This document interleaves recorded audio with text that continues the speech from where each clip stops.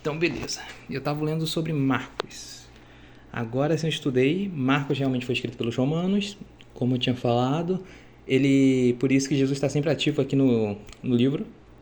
E sempre fazendo alguma coisa, sempre ativo, sempre ativo. Porque os romanos, eles meio que exaltavam muito isso no homem, na pessoa, no ser humano, na mulher. Tá sempre fazendo alguma coisa, sempre trabalhando, sempre ativo, sempre servindo, sempre lutando, sempre não sei o quê. E então, por isso que eles até meio que levantavam, né, o posto da pessoa, ela era melhor, bem vista. Quanto mais fazia, mais ela subia assim em um pódio, etc. Então, por isso que aquilo está sempre fazendo. Foi escrito para os romanos. E em Marcos ele também, se reparar, ele é um livro muito da hora porque ele foi escrito como uma... Dá pra ver tipo uma peça de teatro. No começo aparece Jesus e mostra até, eu acho, o capítulo 8 por ali, quem é Jesus. E no meio dele, ele até meio que questiona os discípulos, quem eles falam que eu sou? E depois, mais na frente vai indo, e ele fala como é que ele vai vir um reino dele, como é que ele vai reinar agora. Então, ele fala sobre como ele vai morrer na cruz e todos os mistérios que vão acontecer. Então, é tipo é bem, se você fosse fazer um teatro, ou de Mateus, ou de Marcos, de Lucas, ou de João, acho que o melhor seria o de Marcos por causa disso. Ele é bem separadinho nesse sentido. Ele também é um livro que é escrito, ele termina muito abruptamente, né? Tem alguns que não sabem, mas falam, os históricos assim, os estudiosos nessas paradas, eles falam que os últimos capítulos, que Jesus volta, fala pros discípulos, a ressuscita, não termina assim, originalmente. Marcos escreveu até o capítulo, acho que, eu não lembro, termina no 16?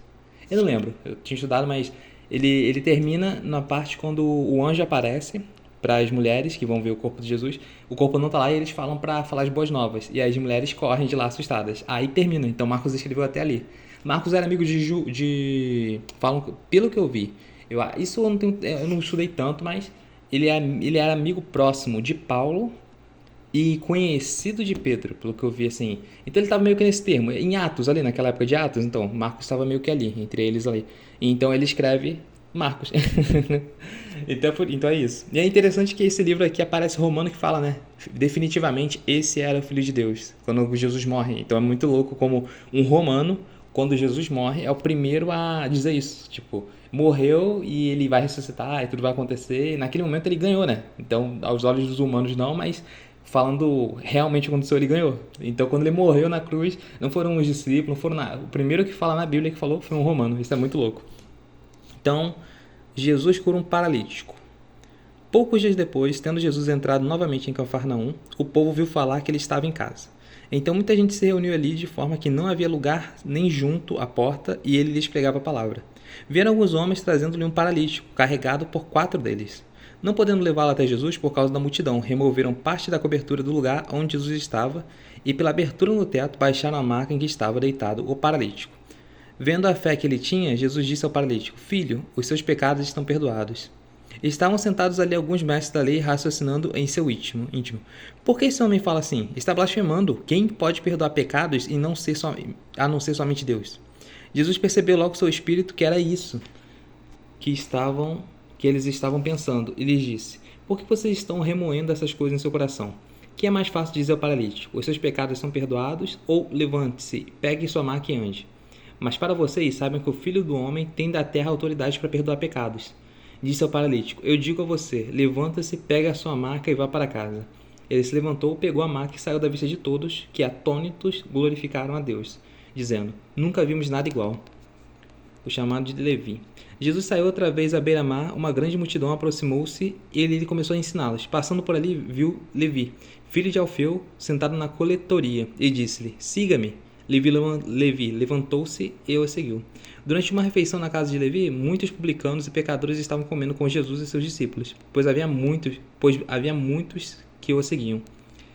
Quando os mestres da lei, que eram fariseus, ouviram comendo com pecadores e republicanos, perguntaram aos discípulos de Jesus: Por que ele come com publicanos e pecadores? Ouvindo isso, Jesus lhe disse: Não são os que têm saúde que precisam de médico, mas sim os doentes. Eu não vim para aclamar o justo, mas para pegar os pecadores. Jesus é interrogado acerca do jejum. Os discípulos de João e os fariseus estavam jejuando. Algumas pessoas vieram a Jesus e lhe perguntaram: Por que os discípulos de João e os fariseus jejuam, mas os teus não? Jesus respondeu: Como podem os convidados do noivo jejuar, meu Deus, enquanto este está com eles? Não podem enquanto o tem consigo. Mas virão dias quando o noivo lhes será tirado, e nesse tempo jejuarão. Ninguém põe remédio de pano novo em roupa velha, pois o remendo forçará a roupa, tornando pior o rasgo. E ninguém põe vinho novo em vasilha de couro velha. Se o fizer, o vinho rebentará vasilhas, e tanto o vinho quanto as vasilhas se estragarão. Ao contrário, põe-se vinho novo em vasilha de couro nova. Glória a Deus, já vi muita pregação acerca disso. Para ter vinho novo, você tem que ter uma vasilha nova. Então, certo sábado, Jesus estava passando pelas lavouras de cereal. Enquanto caminhavam, seus discípulos começaram a colher espigas. Os fariseus lhe perguntaram: Olha, por que eles estão fazendo o que não é permitido no sábado? Ele respondeu: Vocês nunca leram o que fez Davi quando ele e seus companheiros estavam necessitados e com fome? Nos dias do sumo sacerdote, Abiatar, Davi entrou na casa de Deus e comeu os pães da presença, que apenas aos sacerdotes era permitido comer, e os deu também aos seus companheiros. E então lhes disse: O sábado foi feito por causa do homem, e não o homem por causa do sábado. Assim, pois, o Filho do Homem é Senhor até mesmo do sábado. Isso aqui é da hora porque mostra que muita gente às vezes santifica certas coisas, né? Acho que até hoje tem pessoa que santifica aquela água, aquele bagulho, aquele negócio, mas cara, Deus nunca fez, aquilo dali tá sendo santificado, claro, para Deus, muitas vezes, mas existem certos momentos, assim, igual ali os pães, que tava morrendo de fome, precisava comer. É lógico que aqui entra uma beira, né, que você não pode desrespeitar o Senhor, você não pode, se você consagrou o violão para tocar só para Deus, você não vai tocar outra música do mundo, etc. É mais um contexto igual aquilo do Davi, estava morrendo de fome, ele tinha que comer alguma coisa. Não vou comer, vou morrer, porque o pão é da presença de Deus e tal. Não. Aí ele fala isso também do sábado aí, da hora. O que não pode curar no sábado? Não, você pode curar sempre. O homem foi feito para o sábado, e não o sábado foi feito para o homem. Não, quer dizer, como é que é? Não, meu Deus. O sábado foi feito por causa do homem, e não o homem por causa do sábado, isso. O sábado não serve, o homem não serve ao sábado. O sábado que serve o homem. É igual o dinheiro. A gente não serve o dinheiro. O dinheiro que nos serve. Então, sábado é o nosso lugar, né? A gente é filho de Deus. Noutra ocasião, ele entrou na sinagoga e estava ali um homem com uma das mãos atrofiada. Alguns deles estavam procurando um motivo para acusar Jesus, por isso observavam atentamente para ver se ele iria curá-lo no sábado. Jesus disse ao homem da mão atrofiada: Levante-se e venha para o meio. Depois Jesus lhe perguntou: O que é permitido fazer no sábado? O bem ou o mal? Salvar a vida ou matar? Mas eles permaneceram em silêncio. Irado, olhou para os que estavam à sua volta e, profundamente entristecido por causa do coração endurecido deles, disse ao homem: Estenda a mão. Ele a estendeu, e ela foi restaurada. Então os fariseus saíram e começaram a conspirar com os herodianos contra Jesus sobre como poderiam matá-lo. Jesus retirou-se com os seus discípulos para o mar, e uma grande multidão vinda da Galiléia o seguia. Quando ouviram a respeito de tudo o que ele estava fazendo, muitas pessoas procedentes da Judéia, de Jerusalém, da Idumeia, das regiões do outro lado do Jordão e dos arredores de Tiro e de Sidom foram atrás dele. Por causa da multidão, ele disse aos discípulos que lhe preparassem um pequeno barco para evitar que o comprimissem, pois ele havia curado a muitos, de modo que os que sofriam de doenças ficavam empurrando para conseguir tocar nele. Sempre que os espíritos imundos ouviam, prostravam-se diante dele e gritavam: Tu és o Filho de Deus, mas ele dava-lhe ordens severas para que não dissessem quem ele era. Isso aqui é da hora. E Jesus sempre falou isso para as pessoas e para os demônios, para não falar. E até quando os caras se endemoniavam, porque o povo achava que o Filho de Deus ia vir como, sei lá, montado a cavalo, ia reinar na terra, ia ser alguém que ia matar quem era ruim e tudo mais. E Jesus não veio para isso. Então, isso tem que estudar sem acerca, mas é muito interessante. Mas ele mostra que, tipo assim, Jesus ele não queria meio que causar confusão. No sentido de, não, ele não é, e aí a pessoa ficar meio que bugada com esses pensamentos loucos. Então, não, ele falou, não fala quem eu sou, não fala quem eu sou. Aí, quem vai falar quem eu sou, o que aconteceu e tal, vai ser os discípulos que vieram, os apóstolos e tudo mais. Algumas pessoas ele meio que revelava, né? Igual a mulher do poço, igual algumas pessoas assim específicas, mas outras não, até porque Jesus conhece cada um, né? Cada ser humano. Então ele sabia que não ia ser bom para a pessoa, não ia ser bom, não tinha necessidade, não era o propósito. Jesus subiu a um monte e chamou a si aqueles que ele quis, os quais vieram para junto dele. Escolheu 12, designando os apóstolos, para que estivessem com ele, os enviasse a pregar e tivessem autoridade para expulsar demônios. Esses são os 12 que ele escolheu: Simão, a quem deu o nome de Pedro, Tiago, filho de Zebedeu, e João, seu irmão, os quais deu João seus irmãos, quais deu o nome de Boanerges, que significa filhos do trovão. André, Felipe, Bartolomeu, Mateus, Tomé, Tiago, filho de Alfeu, Tadeu, Simão, Zelote e Judas Iscariotes, que o traiu. Então Jesus entrou numa casa e novamente reuniu ali uma multidão, de modo que ele e os seus discípulos não conseguiam nem comer. Quando seus familiares ouviram falar disso, saíram para trazê-lo à força, pois diziam, ele está fora de si. E os mestres da lei que haviam descido de Jerusalém diziam, ele está com Beelzebul, pelo príncipe dos demônios é que ele expulsa demônios. Então Jesus chamou e lhes falou por parábolas. Como pode Satanás expulsar Satanás? Se um reino estiver dividido contra si mesmo, não poderá subsistir. Se uma casa estiver dividida contra si mesma, também não poderá subsistir. E, se Satanás se opuser a si mesmo e estiver dividido, não poderá subsistir. Chegou ao seu fim. De fato, ninguém pode entrar na casa do homem forte e levar dali os seus bens, sem que antes o amarre. Só então poderá roubar a casa dele. Eu asseguro que todos os pecados e blasfêmias do homem lhe serão perdoados. Mas quem blasfemar contra o Espírito Santo nunca será perdoado. É culpado de pecado eterno. Jesus falou isso porque eles estavam dizendo, ele está com o espírito imundo. E pecar contra o Espírito Santo, basicamente, se você pecou, você não vai sentir mais amor a Deus, né? Basicamente, você próprio não vai conseguir mais correr, não vai sentir mais nada. Então, como eu sei que eu pequei contra o Espírito Santo? Bem, provavelmente você não vai nem procurar Deus. Então, se chegaram a mãe e os irmãos de Jesus, ficando de cada do lado de fora, mandaram alguém chamá-lo. Havia muita gente assentada ao seu redor, e lhes disseram, tua mãe e teus irmãos estão lá fora e te procuram. Quem é minha mãe e quem são meus irmãos? Perguntou ele. E então olhou para os que estavam sentados ao seu redor e disse, aqui estão minha mãe e meus irmãos. Quem faz a vontade de Deus, esse é meu irmão, minha irmã e minha mãe. Forte, a família. Novamente Jesus começou a ensinar à beira-mar, reuniu-se ao seu redor da multidão tão grande que ele teve que entrar no barco e assentar-se nele. O barco estava no mar, enquanto todo o povo ficava na beira da praia. Ele ensinava muitas coisas por parábolas, dizendo em seu ensino, ouçam, o semeador saiu a semear. Enquanto lançava a semente, parte dela caiu à beira do caminho, e as aves vieram e a comeram. Parte dela caiu em terreno pedregoso, onde não havia muita terra, e logo brotou porque a terra não era profunda. Mas quando saiu o sol, as plantas se queimaram e secaram, porque não tinham raízes. Outra parte caiu entre os espinhos, que cresceram e sufocaram as plantas, de forma que ela não deu fruto.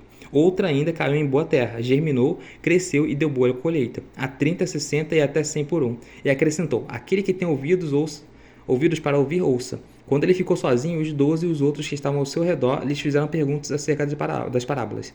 Ele lhes disse, a você foi dado o mistério do reino de Deus, mas aos que estão afora é tudo que é dito por parábolas, a fim de que, ainda que vejam, não percebam, ainda que ouçam, não entendam. De outro modo, poderiam converter-se e ser perdoados. Então Jesus lhe perguntou, vocês não entendem essas parábolas? Como então compreenderão todas as outras? O semeador semeia a palavra. Algumas pessoas são como a semente à beira do caminho, onde a palavra é semeada, logo que ouvem, Satanás vem e retira a palavra nela semeada. Outra, como a semente lançada em terreno pedregoso, ouvem a palavra e logo a recebem com alegria. Toda vez, visto que não tem raiz em si mesma, permanecem por pouco tempo. Quando surge alguma tribulação ou perseguição por causa da palavra, logo a abandonam. Outras ainda, como a semente lançada entre espinhos, ouvem a palavra, mas quando chegam as preocupações dessa vida, o engano das riquezas e o anseio por outras coisas sufocam a palavra, tornando-a infrutífera. Outras pessoas são como a semente lançada em boa terra, ouvem a palavra, aceitam-na e dão uma colheita de 30, 60 e até 100 por um. Glória a Deus. Ele lhes disse, quem traz uma candeia para ser colocada debaixo de uma vasilha ou de uma cama, acaso não a coloca no lugar apropriado? Porque não há nada oculto, senão para ser revelado, e nada escondido, senão para ser trazido à luz. Se alguém tem ouvidos para ouvir, ouça. Considerem atentamente o que vocês estão ouvindo. Continuou ele. Com a medida com que medirem, vocês serão medidos. E ainda mais acrescento a vocês. E ainda mais acrescento para vocês. A quem tiver mais, lhe será dado. De quem não tiver, até o que tem será até o que tem lhe será tirado. Então, basicamente, está falando, quem tiver mais é dom, né? Quem fazer, quem fabricar, quem usar, quem for útil para Deus, ele vai dar mais. Quem não der, e você tem um dom, aí ele... Só que o dom não é tirado, na verdade. Eu não tenho tanta certeza do que ele está falando. É porque dom, na verdade, não é tirado. Mas ele referencia, eu acho que é a riqueza, outras coisas assim. Então, é quem continua a semear aquilo, dar, frutificar e tal. E com a medida que vocês medirem, vocês são medidos. Basicamente se você julga muito, né? Julga com um parâmetro muito alto, como se você fosse incrível, como se você fosse o co-Deus, né? O cooperador de Deus, alguma coisa assim. Aí você vai ser julgado da mesma forma. Ele prosseguiu dizendo, o reino de Deus é semelhante a um homem que lança uma semente sobre a terra. Noite e dia, estando ele dormindo ou acordado, a semente germina e cresce, embora ele não saiba como. A terra por si própria produz o grão, primeiro o talo, depois a espiga, e então o grão cheio na espiga. Logo que o grão fica maduro, o homem lhe passa a foice, porque chegou a colheita. Novamente ele disse: com que compararemos o reino de Deus? Buguei. Que parábola usaremos para descrevê-lo? É como um grão de mostarda, que é a menor semente que se planta na terra. No entanto, uma vez plantada, cresce e se torna uma das maiores plantas, com ramos tão grandes que as aves do céu podem abrigar-se à sua sombra. Quase que eu falo outra vez. Com muitas parábolas semelhantes, Jesus lhes anunciava a palavra, tanto quanto podiam receber.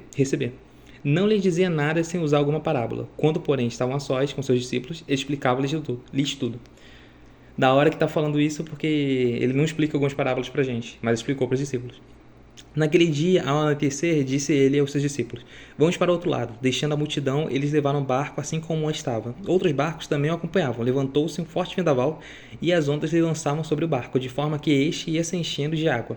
Jesus estava na polpa, dormindo com a cabeça sobre um travesseiro. Os discípulos o acordaram e clamaram: Mestre, não te importa que morramos? Ele se levantou, repreendeu o vento e disse ao mar: aquieta-se, acalma-se. O vento se aquietou e fez-se completa bonança. Então perguntou aos discípulos: por que vocês têm tanto medo? Ainda não têm fé? Eles estavam apavorados e perguntaram uns aos outros: quem é esse que até o vento e o mar lhe obedecem? Glória a Deus. Versículo famoso. Cura do endemoniado. Eles atravessaram o mar e foram para a região dos Gazarenos. Quando Jesus desembarcou um homem com o espírito imundo, veio dos sepulcros ao seu encontro. Esse homem vivia nos sepulcros e ninguém conseguia prendê-lo, nem mesmo concorrentes, pois muitas vezes lhe haviam sido acorrentados pés e mãos, e ele arrebentava as correntes que quebrava os ferros de seus pés. Ninguém era suficientemente forte para dominá-lo. Noite e dia ele andava gritando e cortando com pedras entre os sepulcros e nas colinas. Quando ele viu Jesus de longe, correu e prostrou-se diante dele e gritou em voz alta: que queres comigo, Jesus, filho do Deus Altíssimo? Rogo-te por Deus que não me atormentes, pois Jesus lhe tinha dito: saia desse homem, espírito imundo. Então Jesus lhe perguntou: qual é o seu nome? Meu nome é Legião, respondeu ele, porque somos muitos. E implorava a Jesus com insistência que não os mandasse sair daquela região. Uma grande manada de porcos estava pastando numa colina próxima. Os demônios imploraram a Jesus: mande-nos para os porcos para que entremos neles. Ele lhes deu permissão, e os espíritos do mundo saíram e entraram nos porcos. A manada, cerca de 2.000 porcos, atiraram-se precipício abaixo em direção ao mar e nele se afogou. Os que cuidavam dos porcos fugiram e contaram esse fato na cidade e nos campos. E o povo foi ver o que havia acontecido. Quando se aproximaram-se de Jesus, viram ali um homem que fora possesso de legião de demônios, assentado, vestido em perfeito juízo, e ficaram com medo. Os que estavam presentes contaram ao povo o que aconteceu com o endemoniado, e falaram também sobre os porcos. Então o povo começou a suplicar a Jesus que saísse do território deles. Quando Jesus estava entrando no barco, o homem que estivera endemoniado suplicava-lhe que os deixasse ir com ele. Jesus não permitiu, mas disse: vá para casa, para sua família, anuncia-lhes quanto o Senhor fez por você e como teve misericórdia de você. Então aquele homem se foi e começou a anunciar em Decápolis o quanto Jesus tinha feito por ele. Todos ficaram admirados. Tendo Jesus voltado do barco para a outra margem, uma grande multidão se reuniu ao seu redor, enquanto ele estava à beira-mar. Então chegou ali um dirigente da sinagoga chamado Jairo. Vendo Jesus, prostrou-se aos seus pés. Ele lhe implorou insistentemente: eita, minha filha está morrendo. Vem, por favor, e impõe as mãos sobre ela, para que seja curada e que viva. Jesus foi com ele. Uma grande multidão seguia e comprimia. E estava ali uma certa mulher que havia 12 anos e vinha sofrendo hemorragia. Ela padecera muito sob o cuidado de vários médicos. Ele estara tudo o que tinha, mas em vez de melhorar, piorava. Quando ouviu falar de Jesus, chegou por trás dele da multidão e tocou seu manto, porque pensava: se eu tão somente tocar o seu manto, ficarei curada. Imediatamente cessou sua hemorragia, e ela sentiu em seu corpo que estava livre do seu sofrimento. No mesmo instante, Jesus percebeu que dele havia saído o poder. Virou-se para a multidão e perguntou: quem me tocou meu manto? Responderam seus discípulos: vês a multidão aglomerada ao teu redor e ainda perguntas quem que tocou em mim? Mas Jesus continuou olhando ao seu redor para ver quem tinha feito aquilo. Então a mulher, sabendo o que lhe tinha acontecido, aproximou-se e prostrou aos seus pés, tremendo de medo, e contou toda a verdade. Então lhes disse: filha, sua fé a curou. Vá em paz e fique livre do seu sofrimento. Enquanto Jesus ainda estava falando, chegaram algumas pessoas da casa de Jairo, dirigente da sinagoga. Sua filha morreu, disseram eles. Não precisa mais incomodar o mestre. Não fazendo caso do que eles disseram, Jesus disse ao dirigente da sinagoga: não tenha medo, tão somente creia. E não deixou ninguém segui-lo, senão Pedro, Tiago e João, irmão de Tiago. Quando chegaram à casa do dirigente da sinagoga, Jesus viu um alvoroço, com gente chorando e lamentando em alta voz. Então entrou e lhes disse: por que todo este alvoroço? E lamento, a criança não está morta, mas dorme. Mas todos começaram a rir de Jesus. Ele, porém, ordenou que saíssem, e tomou consigo o pai e a mãe da criança e os discípulos que estavam com ele. Entrou onde se encontrava a criança, tomou-a pela mão e lhe disse: Talita come, que significa menina, eu ordeno a você, levanta-se. Imediatamente a menina, que tinha 12 anos de idade, levantou e começou a andar. Isso os deixou atônitos. Ele deu ordens expressas para que não dissesse nada a ninguém e mandou que dessem a ela alguma coisa de comer. Ah, meu Deus. Caraca, levei 20 minutos, esse negócio aqui cansa. Mas passou um pouco, mas vai dar os 20 minutinhos lá no bagulho. É isso. Ah, meu Deus, eu vou ter que treinar esse negócio pra mim conseguir ler rápido. Entendi. Ah, glória a Deus.